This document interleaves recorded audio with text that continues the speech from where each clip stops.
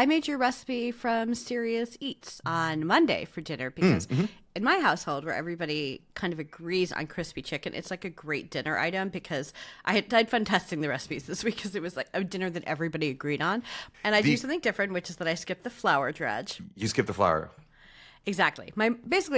Just to do a little background before we get into it. My mother-in-law makes them this way, and I always like her chicken cutlets. So I tried them, and I was like, wait, I don't need to use the flour at all. I found that they were just so crunchy, so crisp. They didn't have that breading taste at all. Like you just got the crunch and not like that.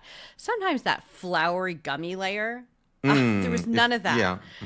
And I loved it, and that's what became the crispiest chicken cutlet recipe on Smitten Kitchen. Yeah, so it's interesting because when I was doing testing for my chicken katsu recipe, the one that's on Serious Eats and the one that's in my book, The Walk, what I found was that at least in that case, and it could be because like I think mine you dry brine the chicken, so there's like some amount of moisture on it.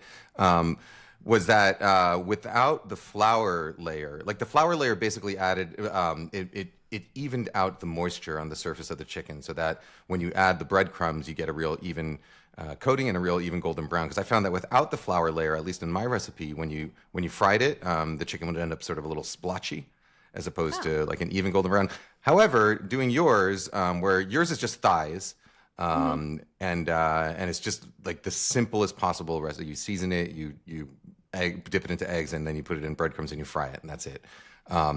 Yeah, I think maybe it's like because there's no brining involved, or there's no like time for surface moisture to really beat up or anything, that the flour seems unnecessary in yours, because yours came out nice and crispy and even. Even if they were not the crispiest you've ever had. That's okay.